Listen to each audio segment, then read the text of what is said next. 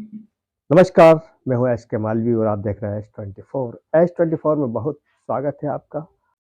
सुनते हैं आज के मुख्य समाचार। जगदीशपुर भोपाल में श्रीमद् नर्मदा महापुराण का आयोजन किया जा रहा है और यहाँ पर श्री पंडित शैलेंद्र शास्त्री जी के श्रीमुख से श्रवण कराई जा रही है। आइए हम मिलते हैं पंडित जी के भक्तों से, माता के भक्तों से और शैलेंद्र शास्त्री जी से। आइए सबसे पहले मुलाकात करेंगे हम शैलेंद्र शास्त्री जी से, इसके बाद हम भक्तों से भी बातचीत करेंगे। तो सबसे पहले मिलते हैं पंडित शैलेंद्र कृष्ण शास्त्री से। जय गौ माता की जय, नर्मदा मैया की जय, सत्य सनातन धर्म की जय। जगदीशपुर पावन धाम में भगवान श्री बांके बिहारी जी का निज परिवार है। गोपी महिला मंडल, श्री गोपी महिला मंडल के द्वारा दशहरा मैदान जगदीशपुर में धर्म उत्थान के लिए हम लोग वार्षिक महोत्सव किसी न किसी कथा के माध्यम से मनाते हैं। गोपी महिला मंडल की ये जगदीशपुर पावन धाम में लगातार 6वीं प्रस्तुति है। किसी वर्ष में हम लोग यहाँ पर श्रीमद् भागवत कथा का आयोजन करते हैं, किसी वर्ष में हम लोग यहाँ पर शिव महापुराण का आयोजन करते हैं, किसी वर्ष में यहाँ पर श्रीमद् राम कथा का आयोजन करते हैं। तो उसी क्रम परंपरा में इस वर्ष 2023 के विश्राम की पूर्ति पर हम लोग नर्मदा महापुराण को श्रवण कर रहे हैं। 17 दिसंबर से लेकर के 23 दिसंबर तक का पावन आयोजन है। ऐसा नर्मदा महापुराण में एवं स्कंद पुराण के रेवाखंड में लिखा हुआ है कि नर्मदा पुराण की जो कथा को श्रवण करते हैं उनको मानसिक रूप से माता नर्मदा जी की परिक्रमा लगाने का फल प्राप्त होता है। क्योंकि ये कथा ऐसी है कि माता नर्मदा जी के जिस घाट से नर्मदा पुराण की कथा को प्रारंभ किया जाता है, तो एक एक घाट की परिक्रमा लगाते हुए जिस घाट से कथा प्रारंभ करते हैं उसी घाट पर आना पड़ता है। तो जब हम लोग एक एक घाट की महिमा को सुनते हैं तो हमारा मन उस घाट पर पहुंच जाता है जिस घाट की कथा को बोला जाता है, तो मानसिक रूप से प्रदक्षिणा होती जाती है। शास्त्रों में लिखा है कि 3 साल 3 महीना 13 दिन तक जब नंगे पैर माता नर्मदा जी की परिक्रमा लगाते हैं तब जाकर वो संपन्न हो पाती है। तो 3 साल 3 महीना 13 दिन की जो प्रदक्षिणा है देव दुर्लभ, वो परिक्रमा मात्र 7 दिन की नर्मदा पुराण की कथा को सुनने से माई की परिक्रमा का फल प्राप्त होता है। मैं ये तो नहीं कहूँगा जिन्होंने कहा वो गलत कहते हैं, लेकिन मैं ये कहता हूँ कि जिन्होंने कहा है वो शास्त्रों के प्रमाण से नहीं बोल पा रहे हैं। भगवान शंकर जी की जटाओं से गंगा मैया प्रकट हुई हैं और नर्मदा मैया भगवान शंकर जी की तपस्या का जो बिंदु था, अर्थात पसीने का बिंदु, वो जैसे मेकल पर्वत पर गिरा और मेकल पर्वत भगवान शंकर जी के तपस्या के उस पसीने के बिंदु को संभाल नहीं पाया, मेकल पर्वत फटा और उसमें से माँ नर्मदा प्रकट हो गई। जी, ये था। और विशेष प्रसंग हो जो अच्छा बताएं तो। हाँ बिल्कुल, माता नर्मदा जी के एक एक घाट की अपनी अलग अलग महिमा है। जैसे कि हमने कल ही नर्मदा पुराण में आंवली घाट की महिमा को श्रवण कराया था। आंवली घाट यहाँ से बहुत ज़्यादा दूर नहीं है। शिवहर में सलकनपुर वाली माता जी के बिल्कुल सन्निकट आंवली घाट है।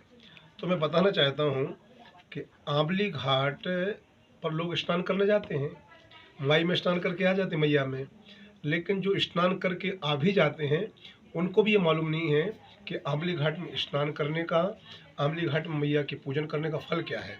यदि किसी का राज्य चला गया हो, किसी का पद चला गया हो, यदि किसी की प्रतिष्ठा चली गई हो, यदि किसी का मान सम्मान, किसी का ओज और तेज चला गया हो, यदि वो 31 दिन तक माँ नर्मदा जी के आंवली घाट पर निवास करे, 3 समय प्रातःकाल, दोपहर, संध्या काल को माँ नर्मदा जी में स्नान करे और तीनों टाइम बालू के अर्थात रेता के माता नर्मदा जी के किनारे पर शिवलिंग बनावे और माता नर्मदा जी के ही जल से नर्मदाष्टक का पाठ बोलते हुए शबिंदु सिंधु शुष्कल तरंग भंग रंजितम द्विसत्सु पाप जात जात कारी वारी संयुतम कृतांत दूत काल भूत भीति हारी वनमदे त्वदीय पाद पंकजम नमामि देवी नर्मदे बोलते हुए नर्मदा मैया के किनारे पर जो बालू के शिवलिंग बने उनका अभिषेक करे और माता नर्मदा जी को रोज 21-21 आंवले, आंवले का जो फल होता है ना, हाँ। वो यदि मैया में अर्पण करे तो खोया हुआ राज्य, खोया हुआ पद, खोई हुई प्रतिष्ठा, खोया हुआ मान, खोया हुआ सम्मान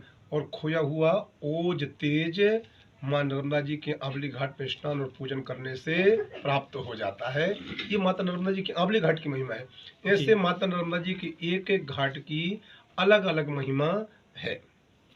मैं बताना चाहता हूँ, प्रत्येक सनातनी के लिए भगवान की कथा से जरूर जुड़ के रहना चाहिए।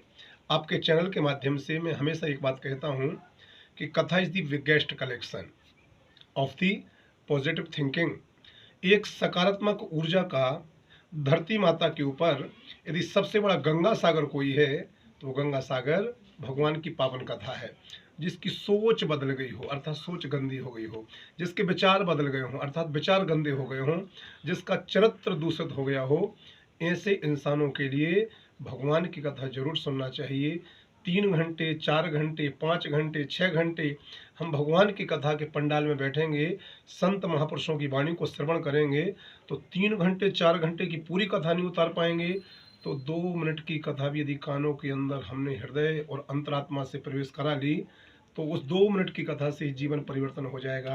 विशेष करके मैं सनातनियों से कहता हूँ और प्रत्येक परिवार के माता पिता से कहता हूँ कि आप लोग तो कथा में आओ ही आओ, ताकि आपका भी जीवन बदले, आपका भी बुढ़ापा सुधरे, आपकी जिंदगी संवरे। लेकिन आपके जो बच्चे हैं जो पाश्चात्य संस्कृति में भटक चुके हैं या दिन रात मोबाइल के चक्कर में पागल हो चुके हों, यदि ऐसे आप अपने बच्चों को भी 3 घंटे मोबाइल बंद करा करके भगवान की कथा सुनाओगे तो कहीं ना कहीं वो भी भगवान से जुड़ेंगे। और जीवन उन्हीं का धन है जो भगवान से जुड़े हैं या भगवान की कथा से जुड़े हैं। अतः गोपियों ने श्रीमद् भागवत महापुराण के 10वें स्कंद के 31वें अध्याय में, जिसको हम गोपी गीत कहते हैं, उसमें गोपियों ने कहा है, तब कथामृतम तप्त जीवनम कविभिरीडितम कलमशापहम।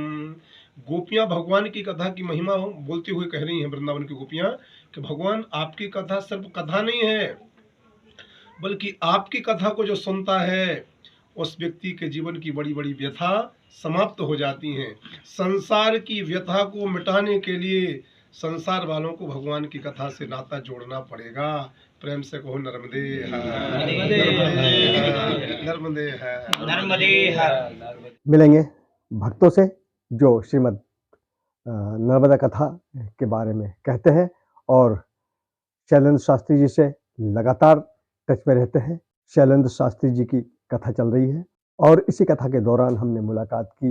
ये वृंदावन बिहारी लाल की जय, गुरुदेव भगवान की जय, जगदीशपुर के भक्तों की जय, जय जय श्री राधे, जय श्री राधे। जी पटेल साहब जी क्या कहना चाहेंगे यार नर्मदे हर? कहना ये चाहेंगे कि गुरुदेव की कथा हमको सुनते सुनते 12 साल हो गए, है ना।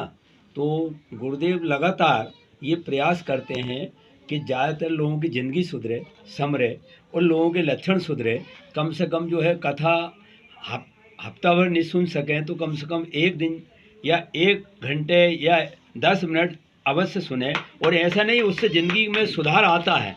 भाई लोग ये कहते हैं कथा सुनने से क्या फ़ायदा, लोग ये कहते हैं कि कथा में जाने से क्या फ़ायदा। ऐसा नहीं है, ज़िंदगी में परिवर्तन आता है और वो गलत रास्ते पे जाने के लिए बचता है और अपने जो है धार्मिक आयोजनों की ओर उसका जो 5 लक्षण दिए आदमी को शुद्ध होने के, उसमें एक लक्षण ये भी है कि आदमी को कथा सुनने चाहिए, भागवत सुनने चाहिए, गीता जी रामायण का पाठ सुनने चाहिए, तभी आदमी की ज़िंदगी संवरेगी और जभी इंसान का जीवन बदलेगा। कथा के माध्यम से क्या, पहले मैं गुरुदेव के बारे में बताना चाहूँगा कि गुरुदेव ने जो अपने जीवन को देश के लिए और समाज के लिए और धर्म के लिए जो समर्पित किया है, मतलब एक ऐसी विभूति है कि जिनका कि हम मतलब मैं बाणे के शब्दों के माध्यम से अभिव्यक्त नहीं कर सकता हूँ। कम समय में मैंने बहुत सारे कथावाचकों को भी सुना है और देखा भी, जिन्हें जानता हूँ। कम समय में मैं समझता हूँ कीर्तिमान होगा गुरुजी का कि जिन्होंने 500 के करीब में कथा अभी तक अपने मुखारबिन से देश दुनिया में अपनी कथाएं अभी तक प्रसारित की हैं। अच्छा, गुरुदेव कथावाचक बहुत सारे हैं। गुरुदेव का एक ही चिंतन है, चिंतन चरित्र में परिवर्तन आने चाहिए। मनुष्य, जैसा कि हमारी पुरानी भारतीय संस्कृति है, आज हम देश दुनिया में ये कह रहे हैं कि हम भारत विश्व गुरु बनेगा। विश्व गुरु कब बनेगा? जब हमारा जो मनुष्य है, जो हमारा व्यक्तित्व है, अगर व्यक्तित्व का सही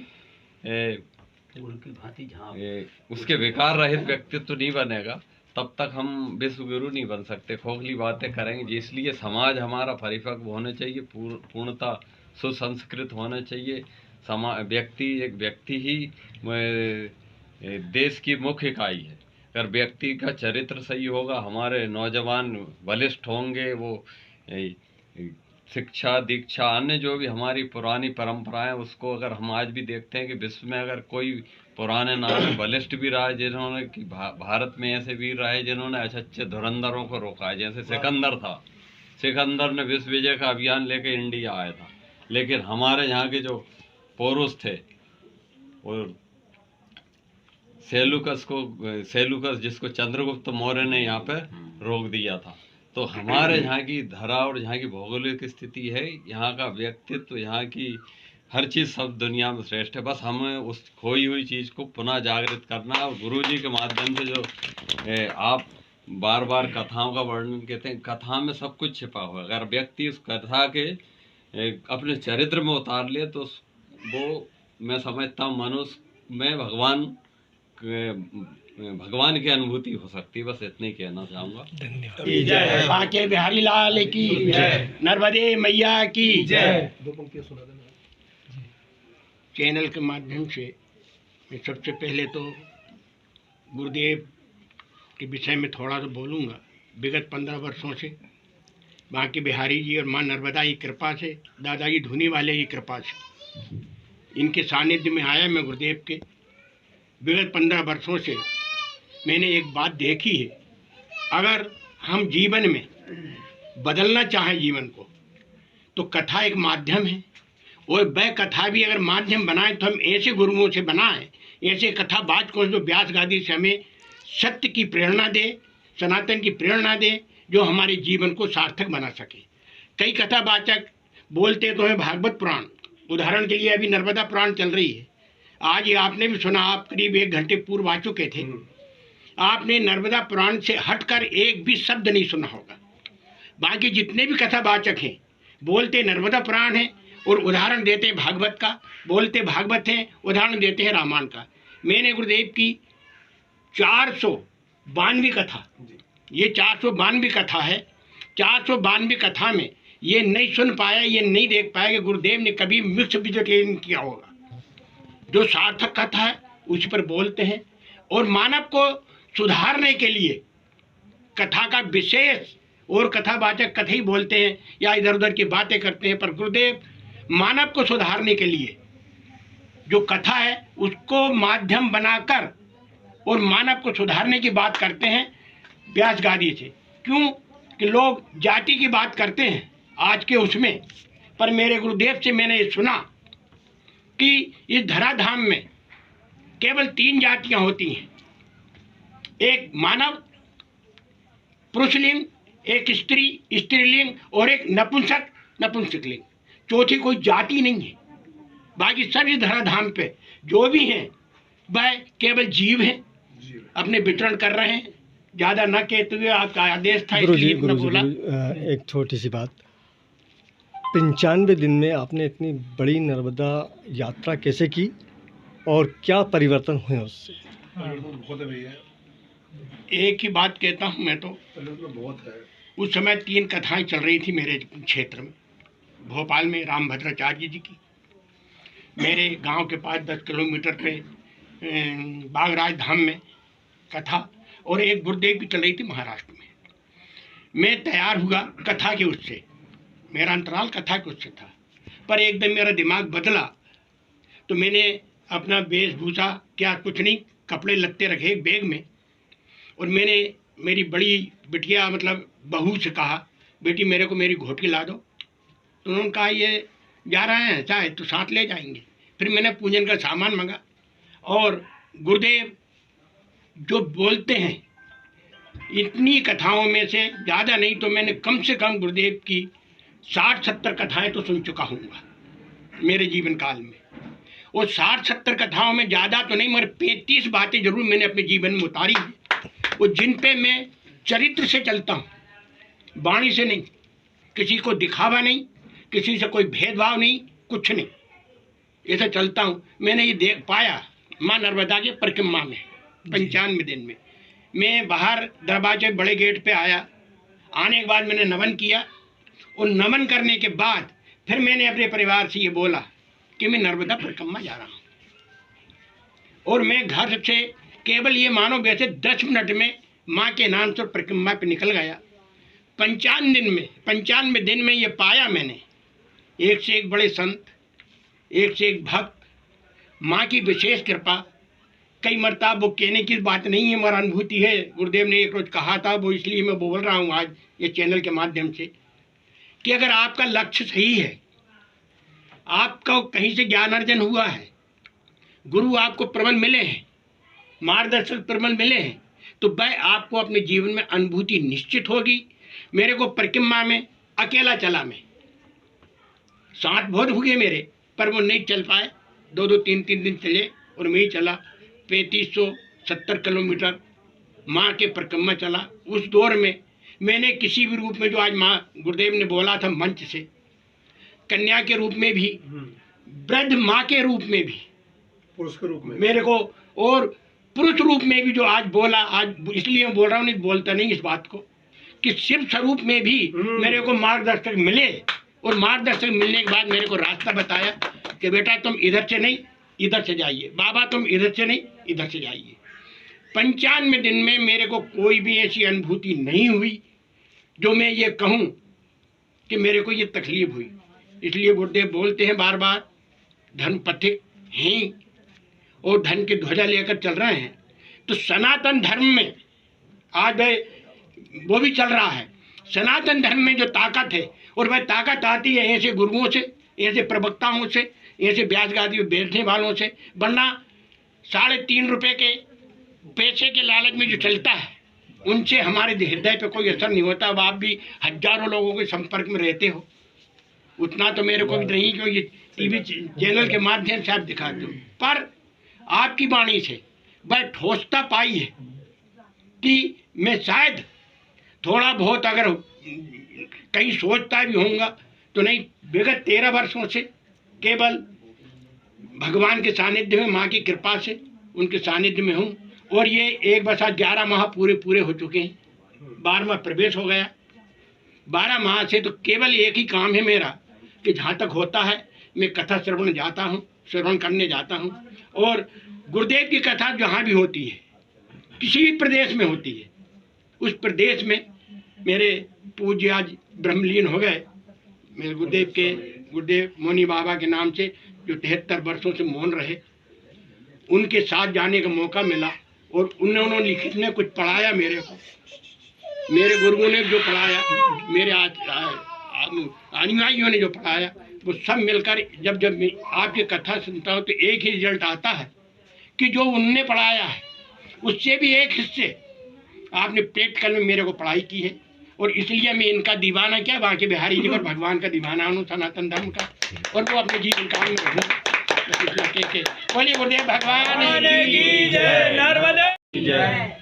देखिए, प्रभु की कथा हमें हमारे निज धर्म पर चलने का अनुसरण कराती है, हमें किस प्रकार अपना जीवन यापन करना चाहिए ये हमें सिखाती है। पंक्तियों के माध्यम से, एक छोटी सी पंक्ति के माध्यम से आपको अवगत कराते हैं माँ नर्मदा की महिमा। तुम्हें शिव प्रिय में कल सेल सुतासी, सकल शुभ संपत्ति राशि, और अमर कंठ से रूप नदी का धार के चली, पर्वतमाला वन पत्थर सब ढार के चली, हो भोलेनाथ की लली जगत को तारने चली, हे भोलेनाथ की लली जगत को तारने चली। और जग में पावन माँ की महिमा, ये जग में पावन माँ की महिमा मुख से वर्णी न जाए।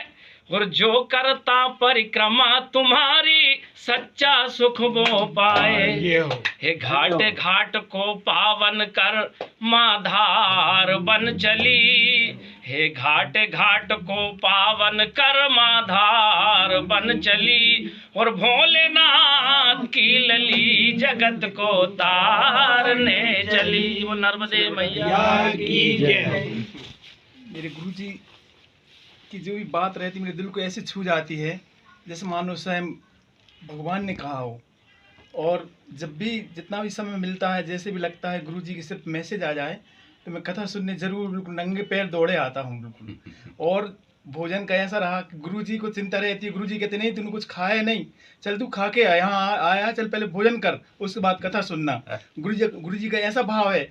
गुरुजी भक्त भगवान में कोई भेद नहीं करते, किसी प्रकार की कोई जाति पंथ किसी का भेद नहीं, सबको एक समान गुरुजी एक समान लेखते हैं सबके लिए। बस इतना ही कहना चाहूँगा, गुरुजी का ऐसा आशीर्वाद बना रहे, बाकी बिहारी कृपा बनी रहे कि जहाँ भी इनकी कथा हो मैं वहाँ पे बिल्कुल पहुँच जाऊँ, चाहे 2 मिनट के लिए पहुँचूँ। श्री राधे लाल की जय, गुरुदेव भगवान की जय, नर्मदा मैया की जय। मैं करीबन गुरुदेव जी से 11 वर्ष पूर्व मिला और मैं भक्ति में तो था लेकिन कथा नहीं सुनता था कभी। थोड़ी बहुत कभी सुन ली, बाकी कोई ज़्यादा इंटरेस्ट नहीं था। लेकिन शंकर भाई के माध्यम से मुझे मौका मिला।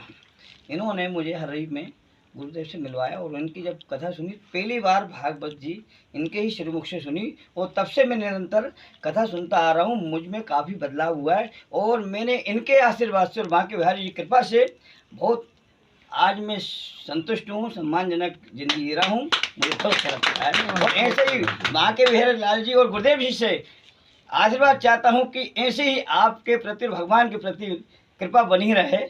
बोलो बांके बिहारी लाल की गुरुदेव। गुरुदेव कथावाचक के साथ साथ समाज सुधारक भी।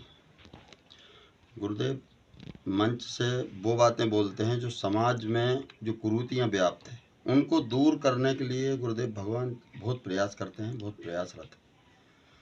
इनकी कथाएं जो भी होती हैं वो जहाँ पर भी कथा होगी वहाँ 10, 25, 50, 100 लोग इनके अनुयायी बनते हैं और इनसे जुड़ते हैं। ये गुरुजी का बहुत बड़ा प्रभाव है। आज भोपाल में भागवत परिवार के नाम से बहुत बड़ा परिवार है हम लोगों का। हम दीवटिया ओबेदुल्लागंज के पास गांव है, दीवटिया रायसेन डिस्ट्रिक्ट में है, वहाँ के रहने वाले हैं। हमारे गांव में भी भागवत परिवार के नाम से एक परिवार है हमारा। जहाँ भी कोई भी मिलेगा तो हम बिल्कुल यहाँ से मिलते हैं, गुरु के भाई।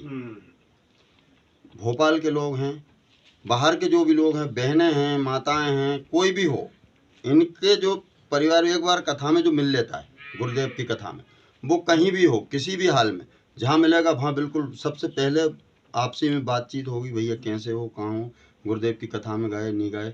उसमें इतना सुधार आता है, वो सुधार और दूसरे संतों की कथा में सुनने को नहीं मिलता। इनके इस टाइम हजारों अनुयायी हैं गुरुदेव के, हजारों, जो कि सिर्फ ऐसे ही मिलते हैं और बिल्कुल सगे भाइयों की बहनों की तरह मिलते हैं।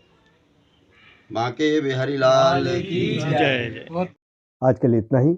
हम मिलेंगे कल फिर एक बड़ी खबर को लेकर। नमस्कार।